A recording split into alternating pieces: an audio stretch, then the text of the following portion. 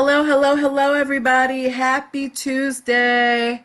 If I look a little bit wet, it's because I just got out the shower. Um,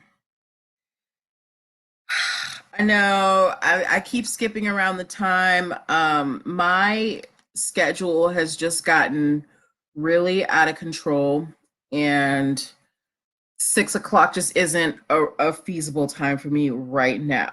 So, for the time being, we are going to be broadcasting at 8 o'clock at night. Give me 1 second to share this out to some groups, and we're going to get started. I want to share this to Crafty Black Girls and to Black women. Women. Okay. All right. So we've got that shared out. I'm going to Instagram right now. To let them know that I'm on. Okay. Give me a second. Hi. As you come in, please say hello. Welcome to our new time for the time being. Your girl got to get to that paper, so the schedule had to change. But I'm scared. New time, same info, same fun. Let me just put my title in on Instagram, and we are going to get started straight away.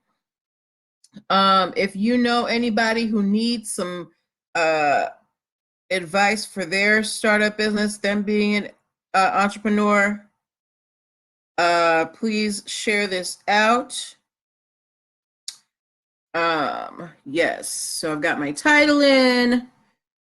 Hi, EW83. Hi, JJ Hoop 27. How y'all doing this evening? Let me know where you are joining from. Let me turn this around so y'all don't see my house. Happy Tuesday, everybody. I hope you are doing well. As you come in, let me know what city you're joining from. I am Natalie Pierre-Lewis. I'm going to give you my whole full spiel in about 1 minute, and I'm going to need you to share this out to your friends who need business advice, who don't know how to get started. This is for them. This is for you. This is for everybody. All right, so it is 8:05. Oh, I got somebody from Mississippi. I think you're my first viewer from Mississippi. Hi. Or is that Missouri? I don't know the abbreviations for states. So let me know if it's Mississippi or Missouri. Sorry. Facebook, how is it? Hi, Tanya. I got 5 people in here. Not one of y'all will let me know where you're joining from. Let me know. I want to say thank you to Crafty Black Girls and Black Women Turning Profits, turning crafts into coin. Tanya, can you put the name of your group in the comments so I can make sure to go live in your group as well? Because I always forget. Okay, but we are getting started. Welcome, welcome, welcome, everybody. Happy Tuesday. Oh, Mississippi. Okay, you're from Mississippi. Welcome to NPL Legal Dish. This is my daily live broadcast where I teach business and legal concepts to aspiring entrepreneurs like yourselves. Oh, Louisiana. Okay, Natasha. Hello. I've never been to Louisiana. I want to visit there one day. I got somebody from Mississippi. Hi, Tanya. I got somebody from Louisiana. Tanya's King's Cash Club. Okay, thank you. King's Cash Club. I need to write that down. King's Cash Club.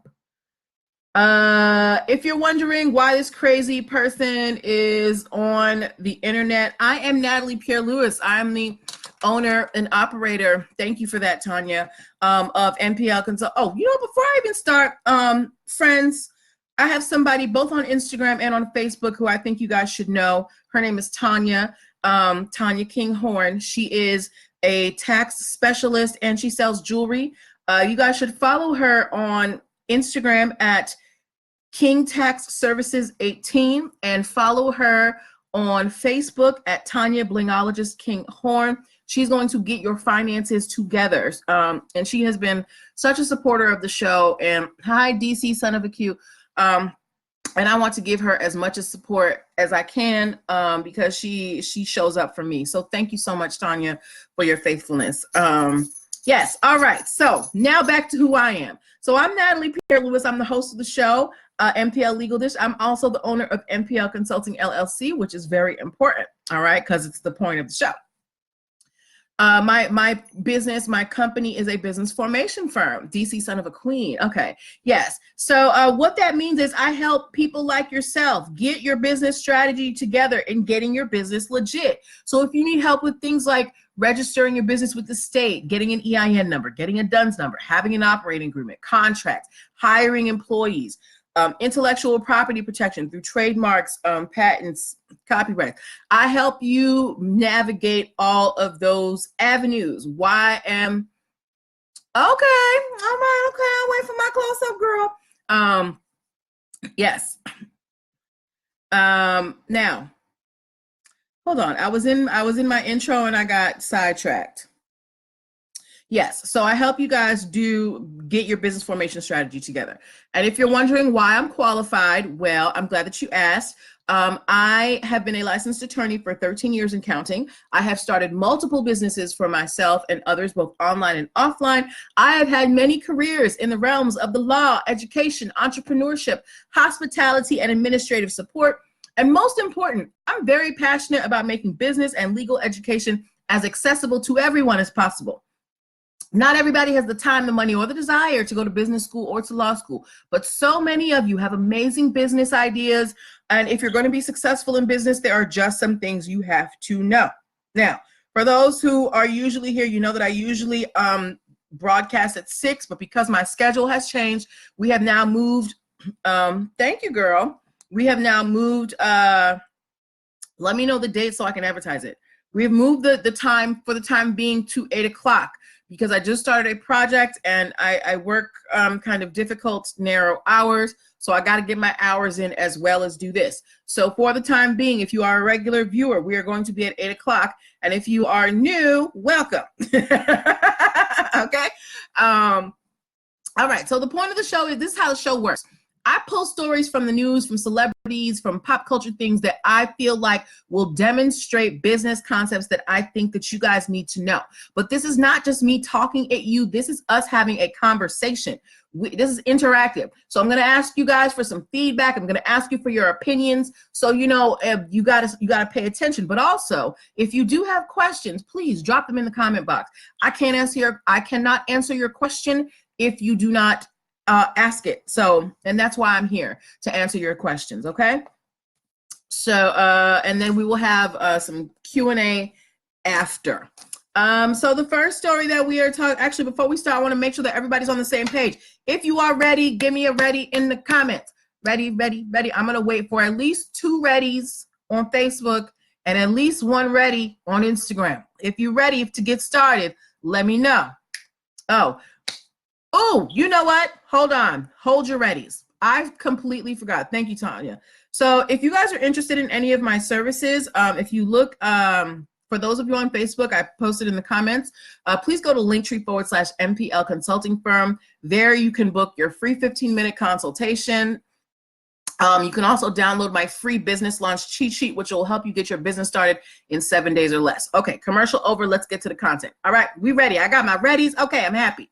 So the first story we are talking about is actually a follow-up, and it is has to do with the title of this broadcast. It is called No Backcountry for Bullies. So if you watched my broadcast, what was it, last week? When was it? Or yesterday? These stories blend together, guys. Yes. So on Friday, I did a story about a company called Backcountry.com. It's based in Utah. It was started by 2 skiers, and then it was bought by an investment company. Basically, this company got the trademark to the word backcountry. And the day that I posted that story, I asked you guys what came to your mind when you thought of backcountry, because in my head, backcountry is generic, right? And I don't even know what this company does. I try to do a little bit of research. I know it was started by skiers, but it has since been purchased by another company. Anyway, this company they bought the trademark, they got the trademark to Backcountry, and then they started going after any other business that had Backcountry in the name. So much so that some companies, they had to drop Backcountry from their name, or they just had to change the name altogether because they were afraid to go to court, or they didn't have the money to go to court. So Backcountry was just going around being a bully. We've talked about trademark bullying before. Sometimes when big companies have a lot of money, even if they don't necessarily have the right to a trademark, they will use that money to try and bully smaller companies that don't have a lot of money into doing what they want or dropping a trademark that they want. And because a lot of companies just don't have the money, they capitulate. They don't, they're like, you know what, I don't have the money to fight this, whatever, I will just change the name. This is what's been happening with backcountry.com. So, in response to this, there has actually been some backlash against this company, Backcountry.com. So there is now a Facebook page called Boycott Backcountry.com. They have about 4,500 members at the time that I read this article. There is a GoFundMe happening for a company called Marquette Backcountry. And this company, Backcountry.com, that does online retail services, people aren't shopping with them. They're not happy with what they're doing. So just because you can do something legally doesn't mean that you should, especially in business, because you want to maintain your perception in the public eye.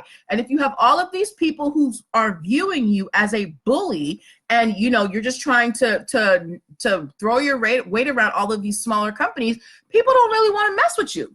So in furtherance of this bullying, Backcountry.com, they told one vendor, this woman who had the Backcountry Nitro, which was a coffee company, they told her that she could sell her coffee, but that she couldn't market it to anybody, which is dumb, because how are you supposed to sell something if you cannot market it? You guys would not know about my business if I was not on here every day telling you about it. So if I have a product and you are telling me that I cannot market it, how am I supposed to sell it, right?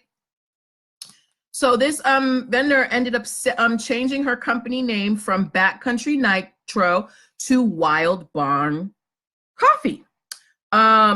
But not everybody is taking this lying down. Like I said, there's a Facebook page. Someone is pulling together a GoFundMe, and someone has actually filed to have the trademark to Backcountry canceled. So just because you get a trademark doesn't mean that you automatically get it in perpetuity. People can challenge your right to a trademark. They can say, this is too generic, I think it should be canceled, or this person got this trademark by fraud, I think it should be canceled.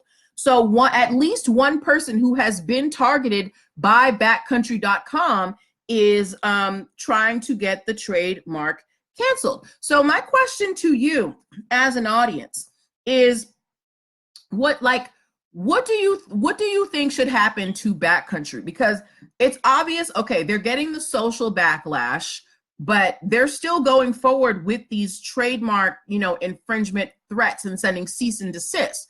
So what do you think should happen? Should a court order them to stop these lawsuits? Should all of the people with Backcountry in their business name maybe get together and file suit against Backcountry.com together? Because it's a lot of people. Maybe they could put together a class action suit. I want to know from you, what do you think should happen in this case? Because Backcountry is just going around telling people, you can't use this name, you can't use this name, you can't use this name. And technically they have the right because they do have the trademark. But morally and in the eyes of the public is kind of giving them backlash. So what do you think should be done?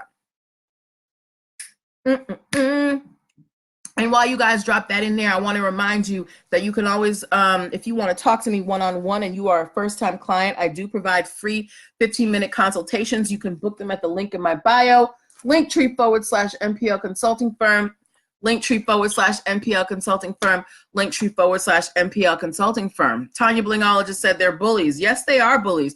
But what should we do about trademark bullies? This is a larger question because this is a problem that is growing, especially in intellectual property, is companies with larger pockets bullying smaller companies who may have more of a right. So what do you think should happen with trademark bullies? What are some of the solutions that you think we can come up with as, you know, a society or as people who are interested in intellectual property? What do you think should be done about trademark bullies? Hello, Miss Whitney. Guys, while you drop your answers, I want to let you know, check out Miss Whitney. She is the co-owner of the nonprofit K Russo Cares, which is out here doing amazing things for the kids in the DMV area as well. She is the PR manager for K Russo Apparel, so go check her out. That is my good friend who is always here supporting as well. But what do you think should happen to trademark bullies? What do you think should happen legally, socially, what? Because this is a growing problem. It's not going away. And I think this is just going to get worse as time goes on. So yeah, let me know what you think about that before we go to this next story. What the heck is this? Okay. Tanya Blingologist said, vote to get someone in federal court, make it a law. Okay. Okay. So maybe have some type of legislation to keep trademark bullying at bay. I think that's smart, because it's like, how are you going to prevent this? I legally have the right to go and do this. So the best next thing is to change the law. All right. All right. So that is our first story. We are going to move on to our next story if we don't have any more questions. Again, make sure that you download the free business launch cheat sheet at the link in my bio, linktree/MPL consulting firm. There, it will help you launch your business in the next 7 days or less. And if you ever want a companion to go with this show, because we talk about trademarks a lot, I'm going to put a link in comments. So a lot of the things I talk about, I have accompanying ebooks, and you can find them at this link.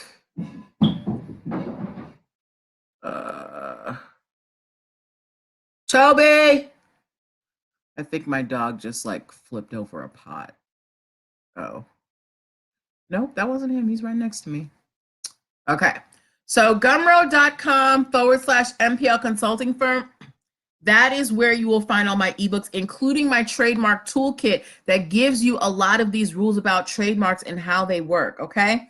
But I just wanted to drop that in there before we move on to our next story.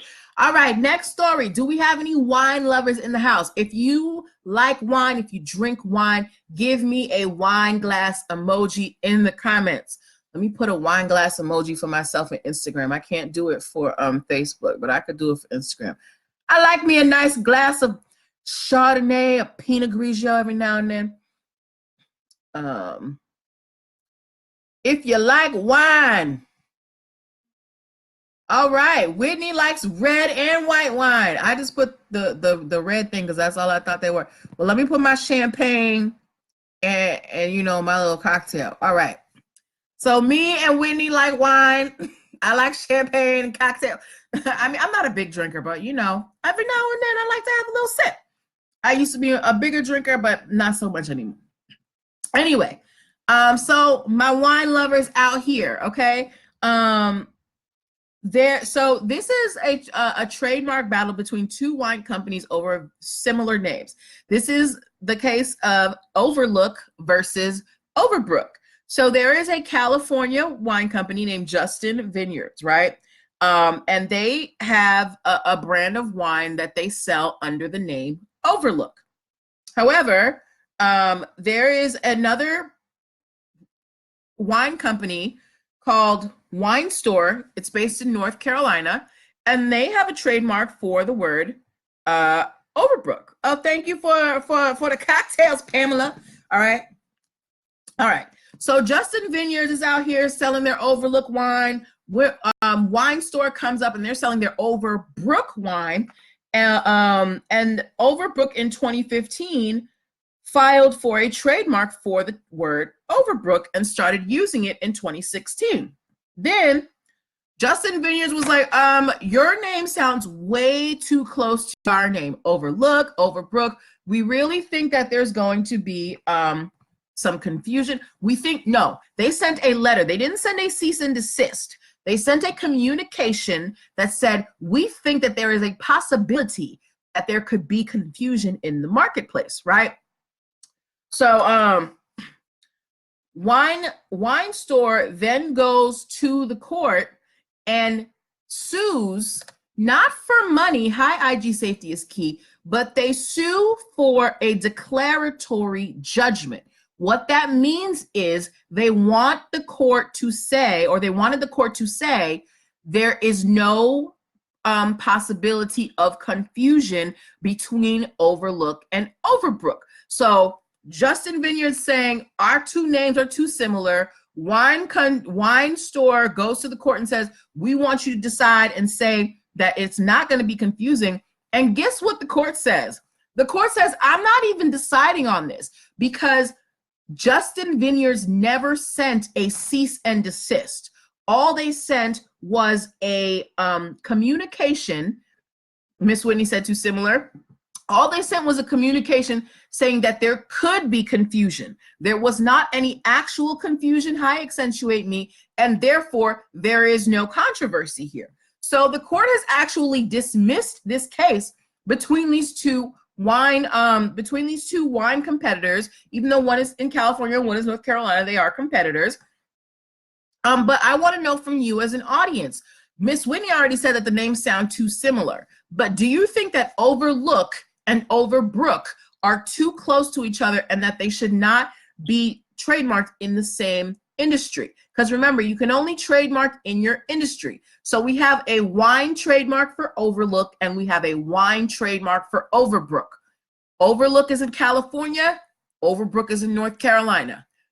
Overlook in California is saying that North Carolina is going to cause confusion or could cause confusion. The court is saying you have not proven that there is confusion. In fact, you just said that there might be confusion. You didn't even say that there is. You haven't proven that customers have been confused. You haven't proven that suppliers have been confused. Hello, Mason 1959. Okay, they sound too much alike. Right, they sound too much alike, but the court's reasoning was that you have not shown any actual confusion. You're basically trying to preempt any confusion. And while you can do that at times, in this case, you didn't go through the proper channels. All you sent was an email. You didn't send any cease and desist, so there's no threat of legalities here. So we're gonna wait and see what happens between Overlook and Overbrook. But I wanna know from you, do you think that this that wine store, which is the younger company, do you think that they should change their name from Overbrook? What do you think they should do? Wow, time is like getting away from me.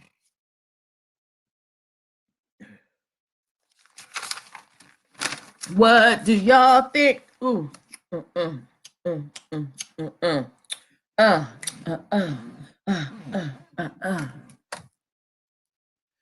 Miss Whitney said, if I go in a store and see over anything, I might pick the first over I see, so they need to change it. That is a very good argument. And maybe if Justin Vineyards comes back with proof that customers bought Overbrook instead of Overlook, maybe that'll change. IG Safety is Key said, yes, change the name. Miss Whitney said that's conflict. Well, we're going to have to wait and see because Justin Vineyards didn't do it right. All they sent was an email saying, hey, girl, just a warning. They didn't send a cease and desist saying, hey, girl, we mean business. So if you think somebody's using your thing, you need to send a cease and desist saying, we mean business. Stop using our stuff. Okay? All right. So while you guys drop in your last comments and inputs on that case, I want to remind you, we are going to be broadcasting at 8 p.m. at least through the end of 2019. Your girl's schedule got really hectic, but I still want to be able to do this, and 8 o'clock is just a much more feasible time for me. Miss Whitney said they can't because most people will go in and ask for exchange. Okay. Go in and ask for, We're just gonna have to wait and see what happens because there has been no actual proof of confusion. And the thing is, if you want the court to do anything, you have to show damages. Accentuate Me said, I believe the court was correct. I don't think anyone has to change their names. Those names are not patterned. Okay. And there is an argument to that. Because, like, who knows where Overbrook is sold? They're based in North Carolina, so I don't know how much distribution they have in California. Same thing for Overlook. They're based in California. How much distribution do you think they have in North Carolina? So I think that we're just going to have to wait and see what happens with these guys. Miss Whitney said there won't be any proof. Well, there is proof, because the thing is, now, because we have social media, there is a lot more instant feedback from your buying base. So people find out things a lot more quickly these days. Miss Whitney said California will have more distribution. I believe that California is known for wine. Well, I have a comment here. Facebook be trying me with these comments because they don't like to. Okay, Pamela Ellis said confusion may come in if the logos are similar. All right, that is another aspect of it, because the names are similar, but what if their logos are totally different? What if one logo is a grape and the other one's logo is a bush or like a tree or something, right? Maybe I'm looking for the picture. So there's a lot of things to consider here. Comments, guys. I really appreciate that. Ah, my pen. All right. So we are getting to our last story here. Want to remind all the new people, we will be on at 8 p.m. Nightly for the time being, and the old people, because your girl has obligations. Also want to, there's something I wanted to remind you guys about. I can't remember. Yeah, well, actually, we're going to talk about that at the end. All right. So I have a question for everybody in the audience. What color represents the company T-Mobile? What color represents the company T-Mobile? What color? What? We've talked about colors for businesses in the past, right? And T-Mobile has come up as an example. Yes, Miss Whitney, pink. All right. So everybody knows T-Mobile has been advertising for years with this very bright pink magenta color, right? Okay. So somebody is challenging T-Mobile, or at least their parent company's trademark on that particular color. And I'm going to tell you how this works. As soon as I see this, thank you for the pink, Pamela. So if you didn't know, T-Mobile is owned by a German company called Deutsche Telekom, right? Now, Deutsche Telekom does communication. There is also a company in Germany named Lemonade Insurance, and they tried to trademark the color pink for their insurance company. Now,